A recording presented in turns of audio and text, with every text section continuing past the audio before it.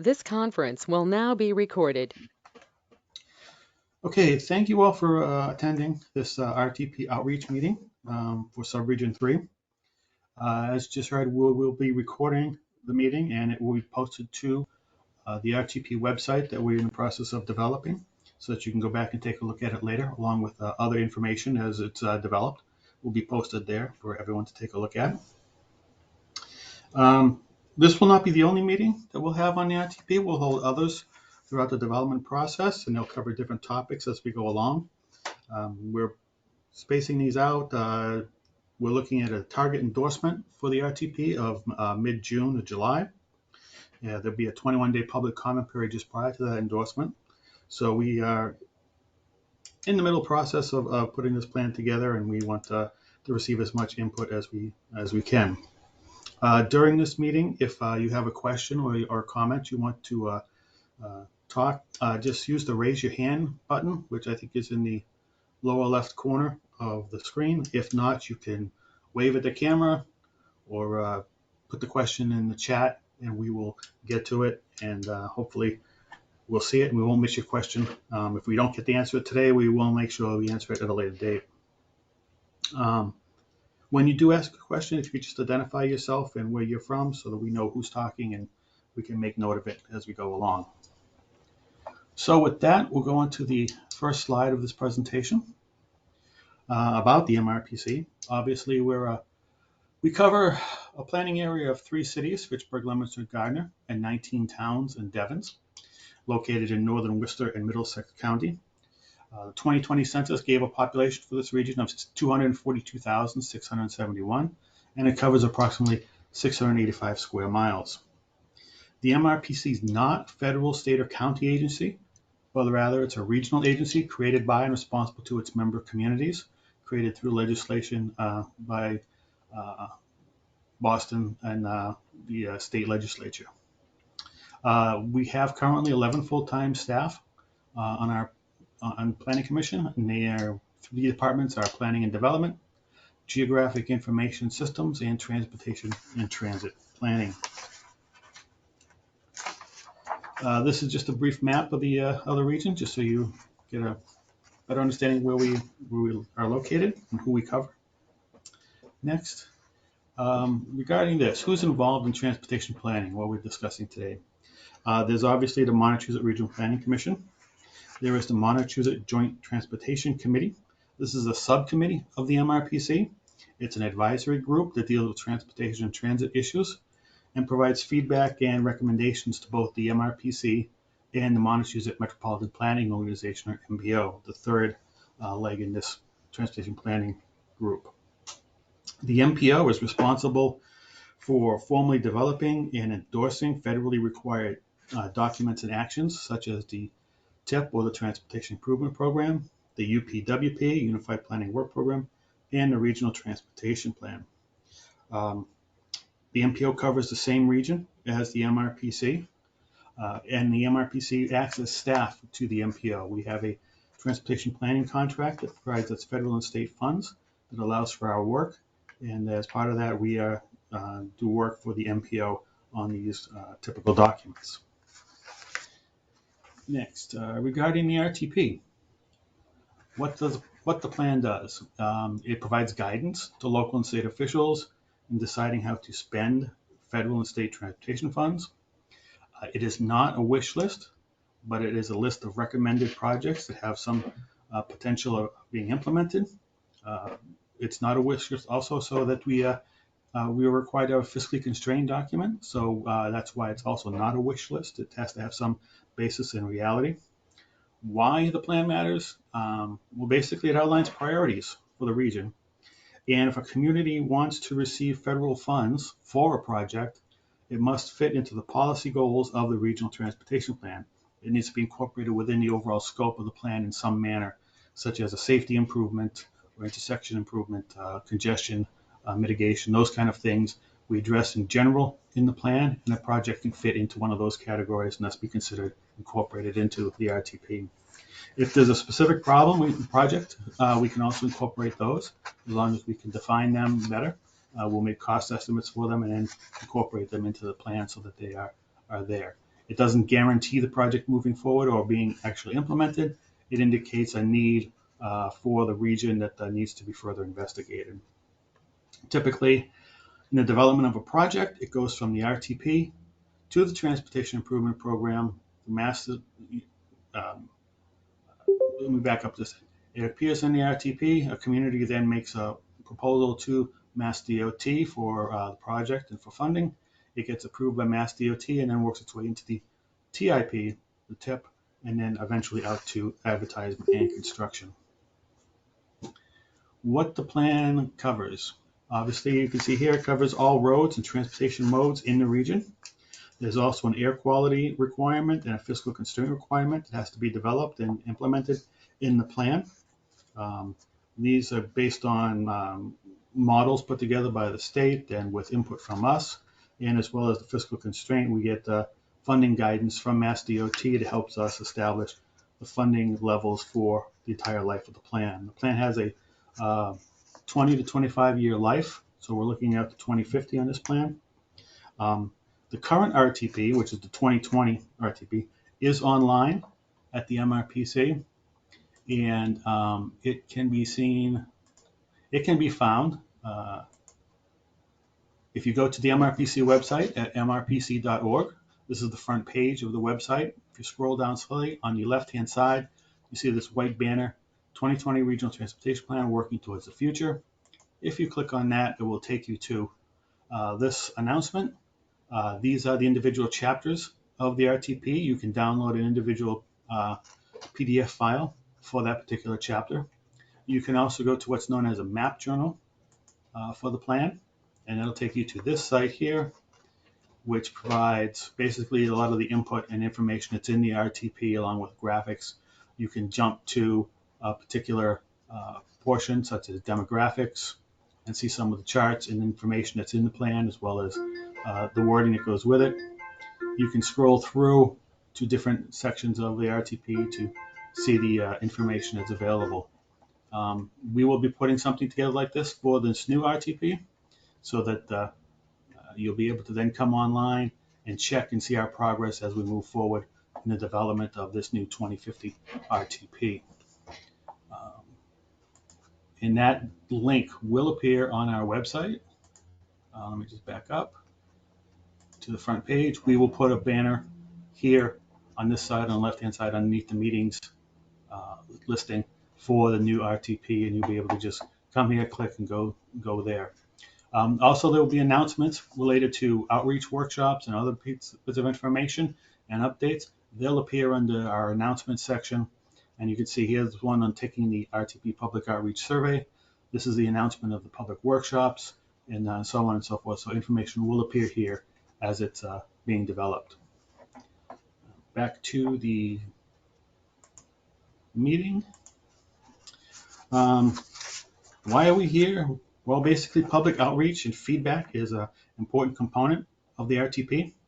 So we want to hear from the public, the local officials, as well as the general public, on their thoughts and their concerns regarding the transportation network, all networks, all modes. We also have this, as I mentioned a little bit earlier, a survey that's been put together. You can reach the survey again through our MRPC website under announcements, through this link, or through this QR code. We encourage you to pass this code and this information along to anyone you know who might be interested in providing some feedback. We also have paper copies available. They can be downloaded from our MRPC website. We will also, we're looking to put these out, paper surveys, at various locations around the region, such as senior center locations, libraries, and so forth. We're asking that if you have a particular organization or location you think might be useful for getting feedback on the survey, to let us know. We'll put some surveys together in a Dropbox and we'll place them out at those particular locations. And again, we ask that you pass this information on to anyone who you think might be of interest. So if you do have a location that you think will help us out, just give us drop us an email or a call, give us a phone call, and we will work to get something put together and put out for people to answer. And then at some later point, we'll come back with the results of that survey and present them to everybody. So from the next point on, I'm going to turn it over to Brian Doherty, and we're going to walk through basically some questions that we are asking people. Um, we are not counting on you giving us a direct response at this moment, but we're asking questions for you to think about and respond to, either through the survey or directly to us in individual emails and comments and so forth. Um, with that, I'll turn it over to Brian. Thanks, Brad. So the first question that we have today is fairly open-ended. Just what are the main transportation-related challenges in your community? This is, could cover a vast array of challenges. And to give everyone an example of what those could be, there's a question from our survey in which we asked the survey taker to rank in importance a number of different transportation-related issues, including things such as road maintenance, transit, congestion, safety issues, bike and ped issues, transportation-related economic development issues, climate change, demographic changes, what have you. So it's really a broad array of items that we're trying to consider in the plan, and any feedback at all that we could get on what challenges exist out in the community is very helpful. If there are any comments, please feel free to speak up, or if not, these are all things to think about as we move forward in the process. So are there any specific challenges out in the communities that you're in?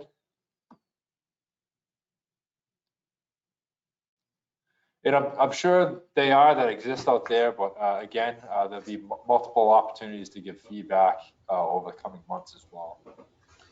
And as Brian said, that next slide, which has a lot of the issues we've incorporated from the last RTP, think about your community, where you think that your community wants to head in the future, and what's best to get you there. Is the maintenance of your roads and infrastructure? Is it actually more bike and pedestrian accessibility throughout the community?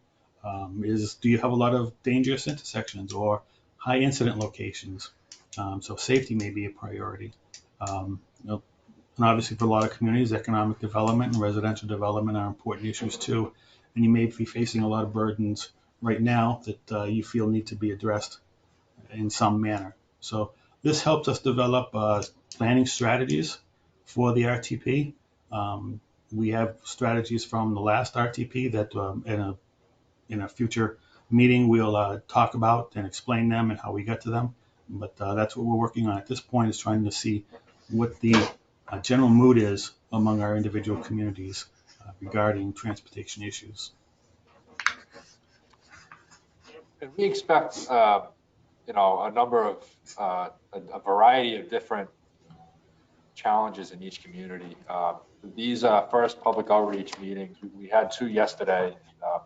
They're all in the suburban/rural type of communities. We have a separate outreach meeting for the cities. And we anticipate different challenges existing, of course. Some things that have come up in the last few meetings are transit options. For example, there are none in many communities, especially as it applies to senior citizens getting around. We have an aging population, especially in many of the more rural communities, that will need to have expanded services in the future years, especially as we look out to 2050. So these are things that need to be planned for and included in the plan now. So as I mentioned, if there's anything that comes to mind, please get back to us. I know everyone on the meeting right now is fairly familiar with this process and what we do at MRPC here, and we have pretty common communication together. So feel free to reach out to us at any time. The next question is something that when we last did this plan in 2019, we just didn't, it wasn't on our radar. right? We couldn't plan for the pandemic, but it happened, and it's affected many different things, and transportation being one of those things. So this is something we really need to consider in our long range plan, starting this year and moving forward. How has the pandemic affected your travel patterns? Everyone is familiar with the working from home and how that has affected traffic patterns and volumes, and that has changed quite a bit over the last few years. The first few weeks after the pandemic hit and shut everything down, there was really very little traffic on the road. It's tough to think back to that time. It feels like so long ago now, just because so much has happened. And since then, that traffic has come back, but in different ways. And we'll have to document that in the plan, and try to identify some trends that we may think that we'll have to plan for in the future. So is there any feedback on how that has affected travel patterns, either personally or in your community? Yeah, if I might, Brian, I could, Alan Manoyan from the town of Air. Yeah, we have our commuter rail station right in downtown Air. And just before the pandemic, I think we did the ribbon cutting for the long-awaited new parking deck. I think it was 1 month before right before March. And yeah, obviously the use at the commuter rail station, you know, dramatically diminished, and it seems to be, incrementally building back up. Is that your sense you guys have? I mean, that folks are getting more comfortable again with getting on the commuter trains in and out of Boston? And by You the way, know, and I don't want to, are there other towns in City Smart Region, or are there just 9 of us right now on this Zoom meeting? they were just 9 right now. Okay, I want to make sure. So, yeah. So All right. Then I might talk a lot about air. I don't feel like I'm jumping on other people's, but okay, thank you. No, that's fine. Okay. Yeah, anecdotally, I've noticed the travel has started to pick back up. I come down Route 2 to get to work, and it seems Route 2 is back to the levels it was before the pandemic, or it's not there right now. It's getting close, and I anticipate it's going to continue to grow. How It'll take a about while. feeling comfortable getting on the trains, though? Do you see Um, that? I haven't talked to Mark recently about the train ridership numbers, but I seem to remember last time that we had discussed it with them, where they had talked to us about it. There's still some impact from it, and people are still um, making their way back to the train. It could be that a lot of those people who used to take the train are now able to work from home, Right. and so that's a trend that we're asking about with this question is like, how have you seen things occur within your community? Have you seen, that uh, individual congestion issues or the travel has reduced because more people are actually working from home? And how has this affected town municipalities and town workers? Is that something that's going to continue allowing people to work from their home, or are they going to be asked to go back to the office? And what's that mean? Does that change your priorities within the town? Before you might have been looking at congestion as the top issue, but now it might actually be accessibility and transit options. So that's something to keep in mind when you reflect back on how the pandemic has affected not only your travel, but also the community patterns. No, that's great, And Brad. And that's it. We have a lot of anecdotal stuff from folks that live in there that work and saying, Alan, we're not getting back on the trains. It's been proven out. My company likes me working remote. We're just as productive. So, right, it might have been a real socioeconomic change there. And I think air will be an interesting example to sort of gauge that somewhat. mhm, So many people that chose to move here close to the downtown to be able to get right on the walk right to the station. And right. also, what's tough, we just built that new parking deck, right? Two levels now, and the whole upper deck level has been empty since it's been built. And I Well, have that an made issue with me, downtown where we want to build mixed use residential development downtown, but I can't use it for residential because that was paid with FHA money only for commuters. Ah, So here I have a situation, a garage not perform wants if we, and so all hooked to transportation, economic development, and housing. it may also mean too that you want to look at promoting more the National River Rail Trail, and Yes, trying to draw that as a tourist attraction for uh, people in the Boston area to come back out here, and yes, plug that issue to, and so you might change your the town's needs from the commuter rail for jobs, but the commuter rail for recreational and tourism industry. So very those are the good, things to consider.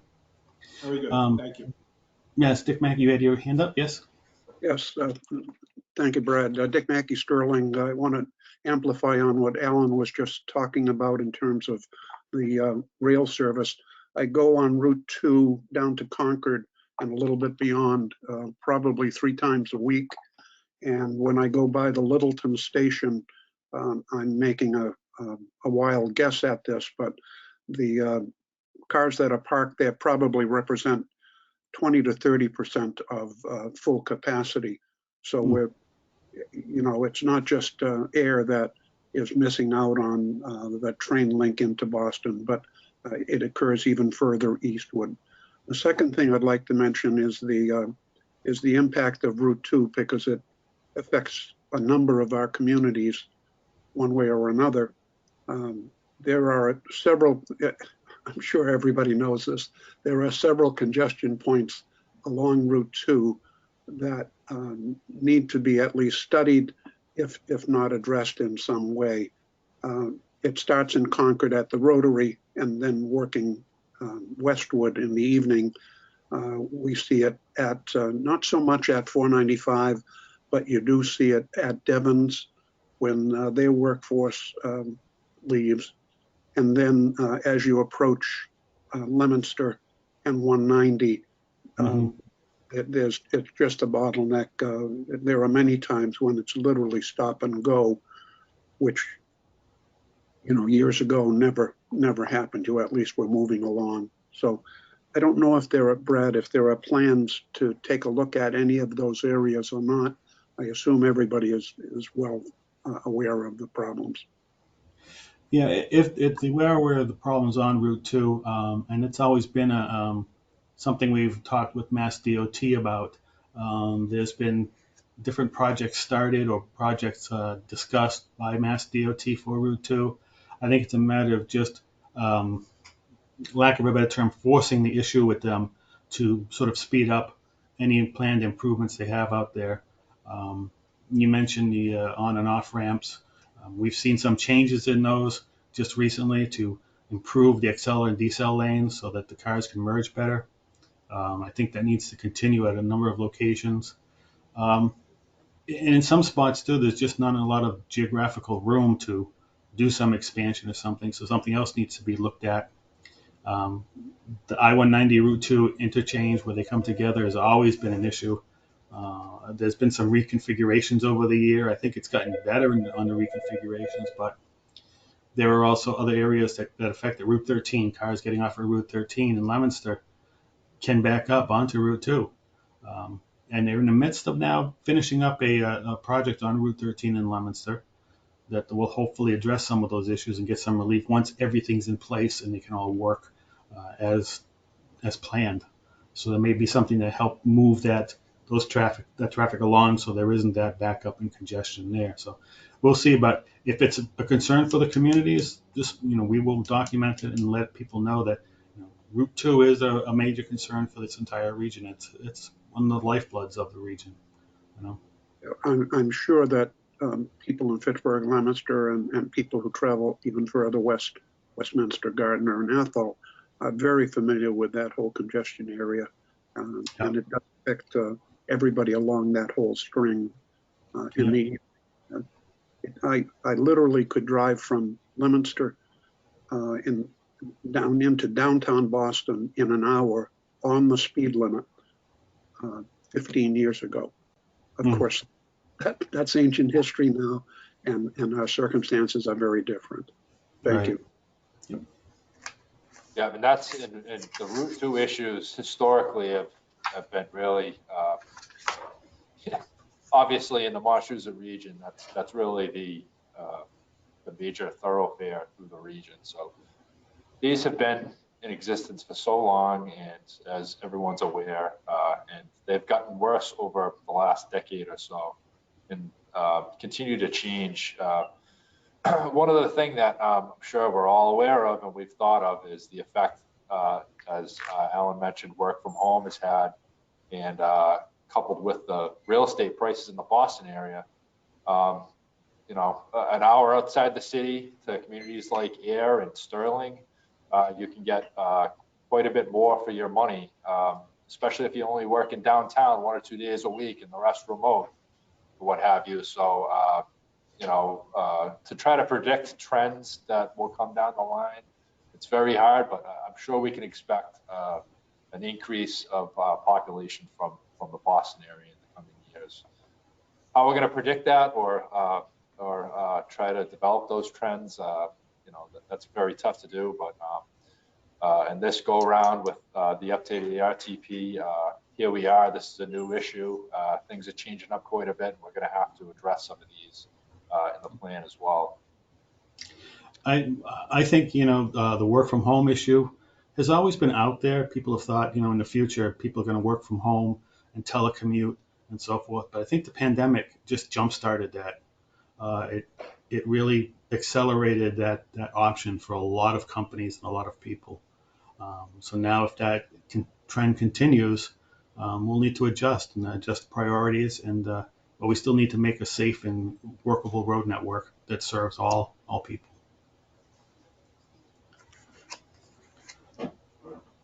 Next one, Brian. What needs to change or improve? We are going to attempt to highlight some of these issues that come up that we really feel is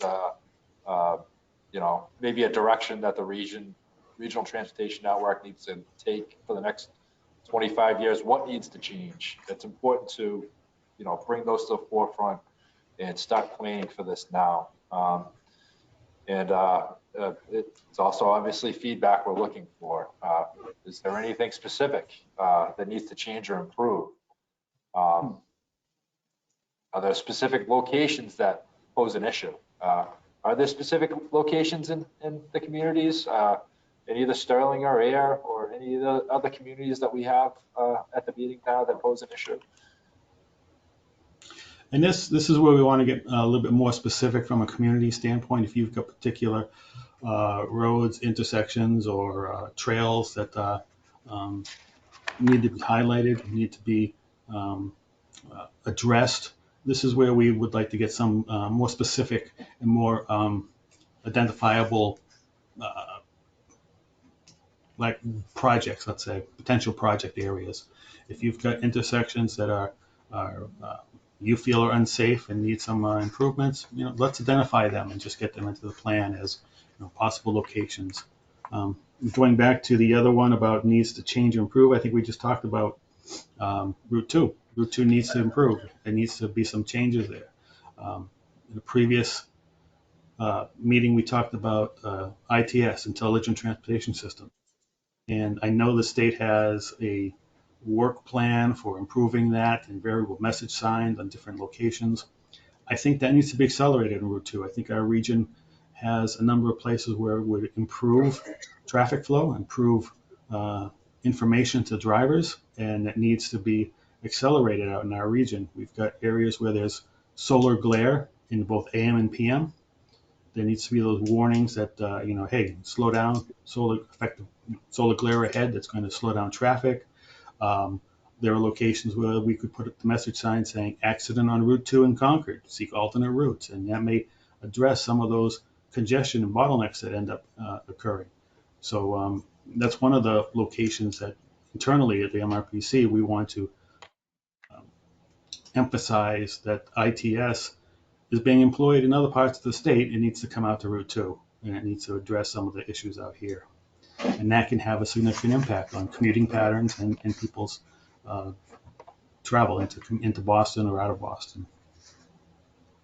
But don't hesitate to let us know of specific issues or problems in your community so that we can document them and at least get them on the radar for both us and the state. Right, how do we impress MassDOT for the needs of improvement along Route 2? I think it just takes a concerted effort by MRPC, the communities, the regions, to just work together and highlight how important that road network is to us, and stress the importance within the RTP and within daily conversations with Mass DOT.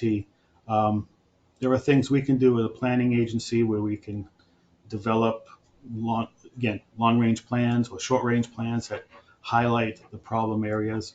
So I think it just needs to be continue the communication, continue the feedback to Mass DOT that we know they have some ideas. What are those ideas? Get those out to us so that we can then let everybody else know Mass DOT is aware of it and is working on something. And then we can generate support for potential solutions. So outside of the identification in the RTP, I would say just continue the conversations and suggest that the JTC, Montreal Joint Transportation Committee, or the MRPC, or any other organization, chambers of commerce and stuff, lobby and let their concerns be known to the state and the feds. And that's one thing with the RTP. If we play up that issue, we're highlighting and we're shining a light on the importance of that road network.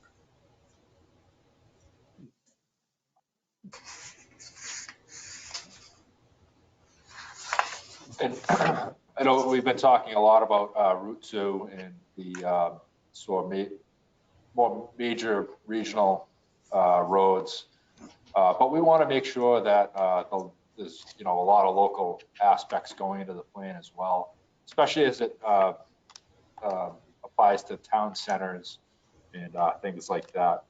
And really, the question we're trying to answer and plan for in this plan is, what does a successful regional transportation network look like in 2050? That's 25 years into the future. This will be the 2024 RTP that we're working on here. As I know a lot of us know already, a lot of these major projects start a few decades prior to actually being built. So this is the time to identify these needs, or local needs or regional needs. What is your community value? What do they need? Is it increased sidewalk funding? Is there need for increase in funding, as I'm sure there is, in just general road maintenance, which is the case everywhere? What does a successful system look like in 2050? How can we plan for that? And this is where we also ask you to look at, think about your community. What do you want to see the town look like? Do you want it to be more walkable and more pedestrian and bicycle friendly for everyone? Is that a priority as opposed to, the road maintenance? Does expansion need to take place on some of the streets to incorporate bike lanes or sidewalks? And that fits into the overall vision of what the town is looking for. Or is the town more concerned about the rail trail network that they have and promoting that and getting more people to it? Accessibility issues to medical facilities, educational facilities, those commercial shopping areas. Those are the things we ask that you think about your town and what your overall long-range goal would be for the town to look like, and how it would be. How do you accomplish that, and what becomes important? And that way you can start thinking about, how do we fund that and reach that goal? What projects do we prioritize and fund first, so that you can get some of the things you're looking for within the community. I don't know if this is the point to talk about it, but one thing I've mentioned at the other sessions has to do with the projects that the community puts together, submits to Mass DOT. They get approved by Mass DOT, and then Mass DOT comes back and says, we'll use federal funds to do the construction and so on and so forth, but the community needs to show some buy-in to the project and needs to fund the design. Well, design is typically 10 to 20% of the construction costs. So if you're looking at a $3 million road project, you're being asked to come up with $300,000 for design, or $600,000 for design, and that would wipe out everybody's Chapter 90 funds, because that's the usual place you get it. You either use Chapter 90 funds and you have to allocate so much a year for 5 years to get that amount, or you have to go to a special town meeting to try and appropriate those funds, or look for grant programs that might be able to assist you. And that becomes a burden on the smaller communities. And it can also be a burden on the larger cities too, depending on the project. And I think there needs to be stressed to Mass DOT that they need to bring back that option of funding design. I don't think it's a federal regulation that you can't fund design for these projects. It's just a matter of the state deciding that they want to see buy-in by the communities, and this is one of the easy ways to get that buy-in. But I think it's gotten to a point where those projects aren't moving because the towns can't afford to do that design. And so Mass DOT, I think, has to start stepping up to the plate and being more reasonable and apply. And I think that's something we want to stress in the RTP. From the Planning Commission side, we want to stress that in the RTP to Mass DOT.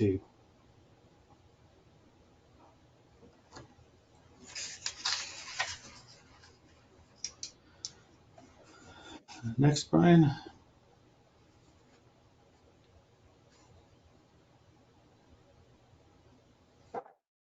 So we put together this draft development schedule for the plan at some point last spring.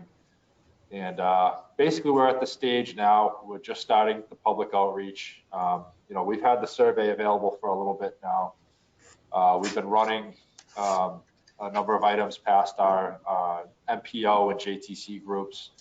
Currently we're going over the goals and objectives for the plan. We've done a vision statement in the last few months. We'll be looking at performance measures as well. We'll continue these outreach sessions throughout the end of this week. We actually have a transit themed one in a few weeks, the Tuesday after Thanksgiving, that will be at the MART facility in Fitchburg. We've been talking internally about other outreach, possibly sometime after the holidays as the process moves along a little bit. Basically, we're trying to get people to try to think of things to add into this plan. A lot of the analysis is going to occur this winter. We'll probably close the surveys at some point. I don't know, maybe February or something. Hopefully we get a lot of feedback and try to incorporate that into the plan as well. And we'll have a draft ready to go, possibly April or May of next year, and have the MPO endorsed document sometime, possibly in June. Again, tentative. We want to make the process as open as possible, especially if people have some items that they would like to see addressed within the plan. So that's sort of our schedule going forward. I'll just jump in here real quick too. The MJTC, which meets on the second Wednesday of every month at 2:30, there will be virtual through remote meetings. The RTP is a standing agenda item on the MJTC. So if you're curious as to where we stand and you check the website, you don't see anything, feel free to attend the MJTCs and see where we stand at that point. You'll hear the presentations on where we are, what we are doing, and what the next steps are for us. So that's a place to always come to find out the latest on the regional transportation plan.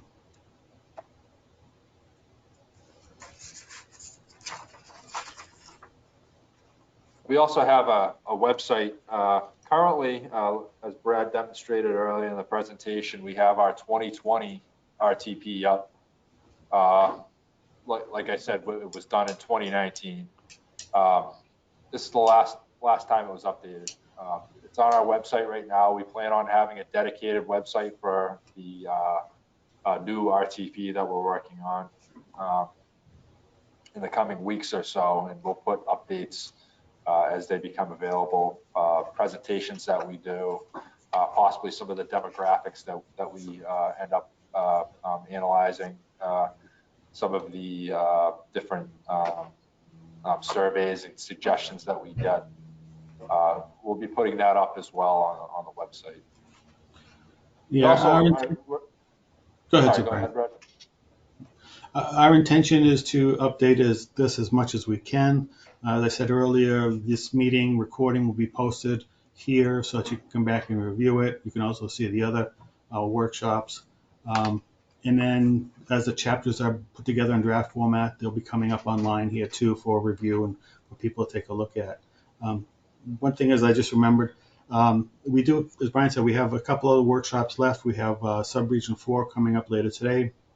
On Thursday, there is one that's basically we're talking about the cities as the major focus, and then there's a transit one that will be held at the MART facility, and that's an in-person meeting for the transit options. But anyone is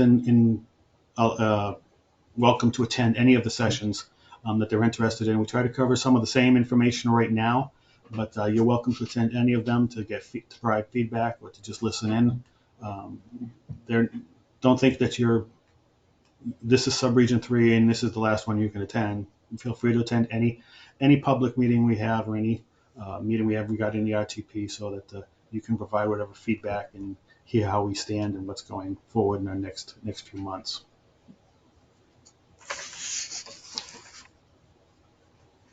And as always, feel free to reach out to us at any time, email, phone, what have you. Certainly always welcome to have conversations about what's going on or just whether it be an issue in your community or what have you. It doesn't have to be an official comment or anything like that, although those are encouraged as well. So at any point, feel free to reach out. Yeah, so here's all our contact information, and like Brian has said, feel free to submit an official comment or through the Board of Selectmen or through your planning department or anything like that, or just a general comment from the public, or just to discuss issues and bring things to light. We're just looking for feedback, we're looking for input. We want to make sure this is incorporated as much as we can, and that when we develop part of the RTP, we have to look at planning scenarios for the coming life of the plan. And this kind of feedback helps us to develop those planning scenarios, which helps us prioritize funding in the region and funding for projects so that we can see some of these come to fruition and address and accomplish what the communities are actually looking for. Are there any other questions at this point? No? If not, I thank you all for attending. And like I said, please send us your comments. This is an ongoing process, and we welcome your feedback. And if there are no other comments or questions, that'll be it. Thank you very much. Thank you, Brad. Thank you all. Thank you. Have a good day.